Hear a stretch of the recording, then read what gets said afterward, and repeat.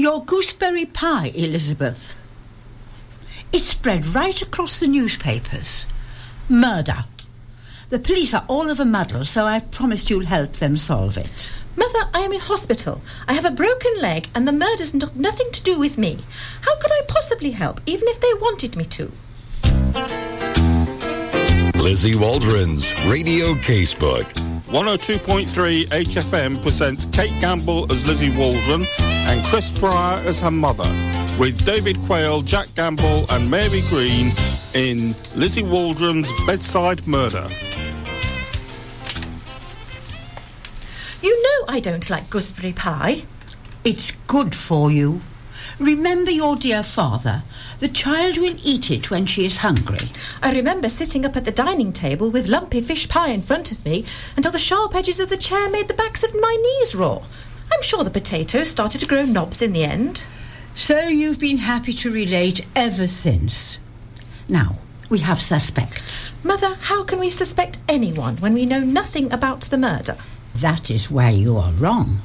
Right now, I'd hazard that we know more than the police. You told me to find out what I could about the cricket club, didn't you? Well, that's what I have been doing. I said that's where the police should start. I didn't say you should do anything. Don't be cocky. You are not the only one in this family who can do murders. You are quite right. The cricket club. I found a rather nice gentleman who sits watching the tennis courts all day. There's nothing to look at, more often than not, but our tennis courts are in a very sheltered position, ideal for sitting. I spent half an hour with him, and I have to say I was quite taken with the quiet and the sitting. Now, he told me that the first murder... The first murder? Oh, yes, Elizabeth. Poor Mr. Summers wasn't the first to be murdered. The first murder was 2 years ago, when a man was found dead beneath the cricket pavilion. He turned out to be the first husband of the little woman who helps Norman in the potato shop. Norman? Elizabeth, please, you must pay attention. Mrs. Twitchell and cousin Norman are our two suspects. Why? Why, such a good motive, of course. First husbands are known to be tiresome and better out of the way. The annals of crime are full of dead first husbands. My man at the tennis courts told me that there were rumours of sabotage at the cricket club. Arson, Elizabeth, plotted just before the first murder. Don't you see? Our first murderer could have been the arsonist who was caught in the act by the dead first husband, and the arsonist had to silence him. But now listen, because this is important. These rumours only started after the murder. What do you make of that? The odour of cover-up? Elizabeth, it hurts your mother to say this, but you seem remarkably ungrateful. Worse than ungrateful, I'd say. Vacant. I may not be the best Tupner, but a word of thanks, congratulations even, would be welcome. Tupner? Sexton Blake's young man. Tuppence, perhaps. Tinker? Then perhaps not. Might I mention your other injuries? Healing nicely. And what does the doctor say? The doctor says that they need not be inspected every day. But you haven't told him how you got them. Of course I have. He's a doctor. Oh, Elizabeth, how could you do that to your mother? This hospital has gardeners, and there are none worse than gardeners for gossip. When the word gets out, I shan't be able to queue in the post office. I shall be too embarrassed. I have been to see Mr. Summers' family. Oh, Mother, no. I felt so guilty, Lizzie, making them go over it again. What with the police and the newspapers, they'd already given so much. And here I was, asking questions which they were desperate to answer, but just couldn't.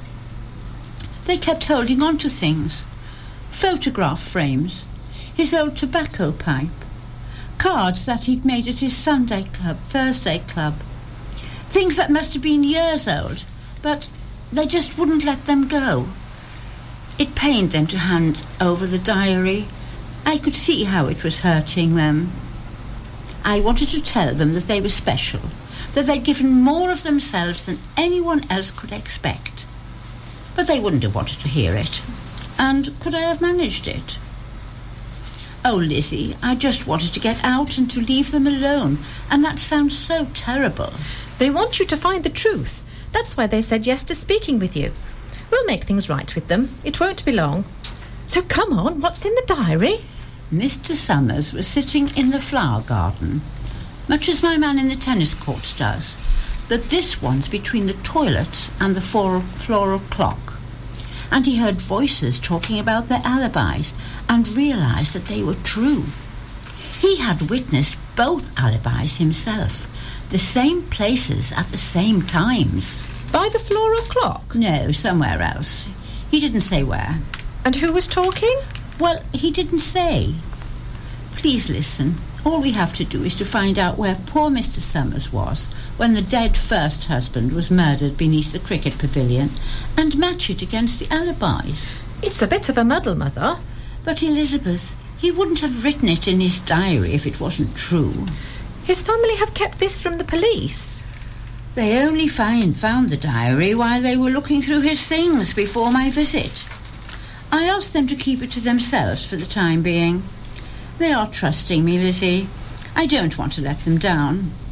I've promised that you won't mention the diary when Superintendent Harrow comes to see you. Why would the police visit me? Because I've told them to, Elizabeth. How else will they get an opportunity to ask for your help? But please be patient with Mr. Harrow. Remember, he's not very good. He still hasn't solved the first murder, and that was 2 years ago. So you mustn't bully him like you bully me. And there's to be no talk about how you broke your leg. It's so shameful. If things had worked out differently... But things did not, Elizabeth. Things did not work out differently at all. Let me see now. Miss Elizabeth Waldron, 33 years old, known but not wanted. I beg your pardon? Oh, your little escapades are well documented, Miss Waldron. You mean I've a criminal record? Well, let's say none that we'd mention. Now, I have here no fixed abode. Mother's way of putting it, no doubt. Various abodes, Inspector. I have accommodating friends. Superintendent? I'm sorry, superintendent. Temporary superintendent. Though I prefer acting. It gives a better impression of doing something. Your mother tells me that you have information relevant to my inquiries. You saw something? No, I'm afraid not. Ah, then you're a friend of the victim. He mentioned something. Something that seems so small but might yet be the one piece of the... No, Superintendent, I know nothing about the victim.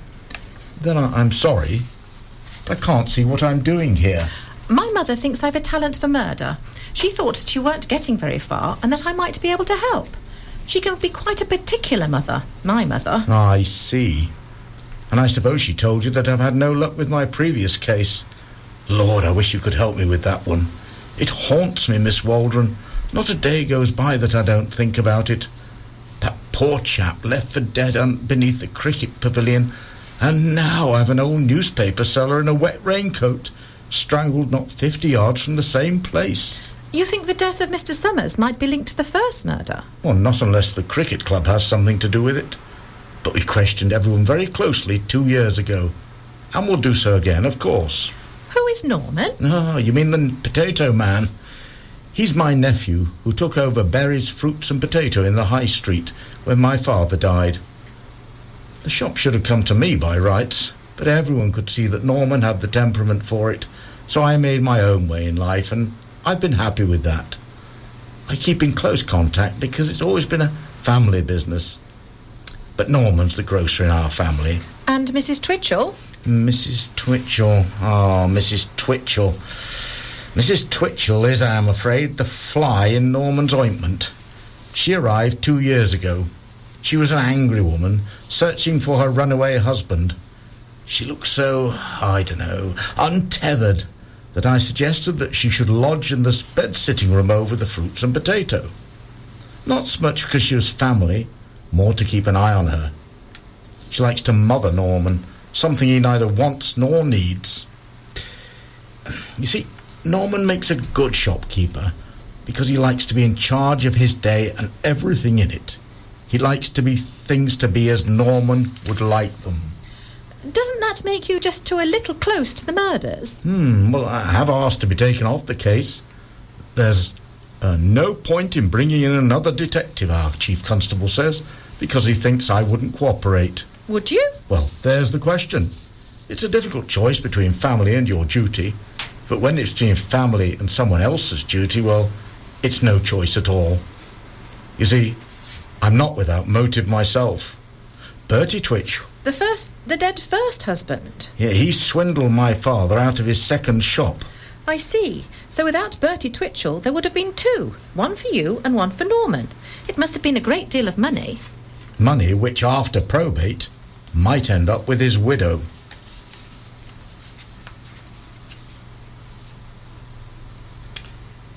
Is your Dorothea off colour? She says. As bold as you like. And without so much as how's your father, she plonks a paper bag on the counter. She says, these eggs aren't brown, she says. They're off beige. Off beige? Now, I don't know about you, Henry Arrow, but I've not heard of any such colour in here. I'm all but for saying to her, this is Norman Berry's fruit and potato shop. You're not in Harrods now. When she takes one out and presses it under my nose like I want to smell it. Well, I said to her, we have brown eggs and white eggs, and if they're not white, they're brown. What do you make of that, Henry Arrow? I said to her, our Dorothy is very sorry about her eggs, but her eggs are the best she can do. Well, we're no sooner done with that than she starts on beans. She says, up the road does beans for 4p cheaper, she says. So, says I, you'd better go there then. And she says, they haven't got any. Well, says I, our Norman does his 4p cheaper when he hasn't got any, but when he's got some, they're the price as you see them. I don't like that woman, Henry. She came in here wanting to know what to make of the place. I could see her looking all around as she talked. And, oh, let's not go near artichokes. She says, the artichokes in this shop are nobody's business, she says. So I says, talking of nobody's business, but she comes back with a slander that shouldn't be given room beneath sainted ceilings. You're the policeman in this household. What do you make of her? Oily. That's what I think. A clear sense of oiliness. What are we going to do with Norman? We'll save him from himself. That's what we've always said. He's fretting again. Then you'll have to deal with that. I can press his shirts for his back and put shoes on his feet, but I can't do what's in his head. Haven't I said that? He wants to explain your Bertie's death was an accident. And who's going to believe the poor chap? He's too honest, that one. Too honest for his own good. I can't go through this again, Henry. We've spoken about it. We've agreed. We said things would be better if we all kept quiet. Each of us, we had too many reasons to see off old Bertie. Supposing he is guilty? You think he may be innocent? How does that bother us, Henry? If Norman's convicted, well, the money would go smoothly through probate. We could put Bertie's dispute with your father behind us. We could put things right. Hazel, I'm a policeman. How much longer can I pretend that you've not told me things? Then we'll have to get married, Henry Arrow. They can't make a husband tell what he's said in his bed. I'm sorry, Hazel. It doesn't work like that. Mrs. Twitchell? You're heartless, Henry Arrow. How could you turn a girl down without a proper word? The time, Mrs. Twitchell.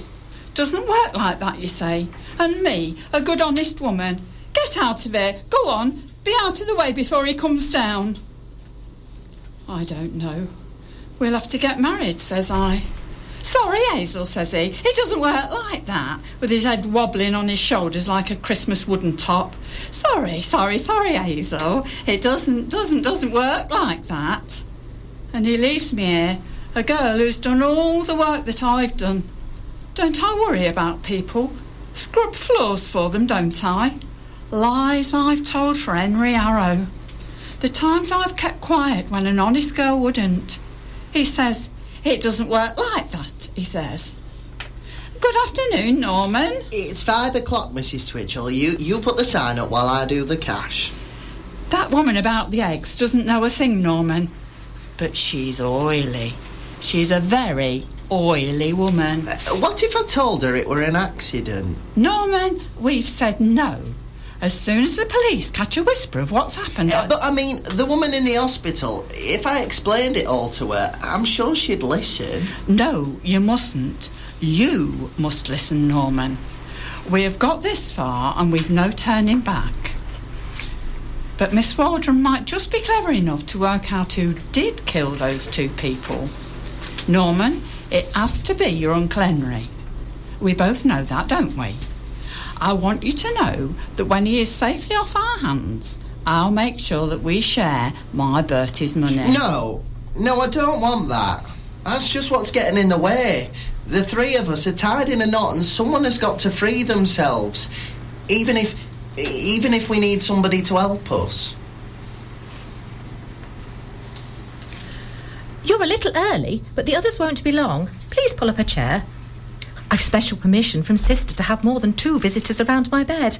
I promised we'd all keep our voices down. Thank you, Miss Elizabeth. I've heard of you. Oh, yes? I've a young nephew who goes to school with Skipper Alderton's 2 lads. I see.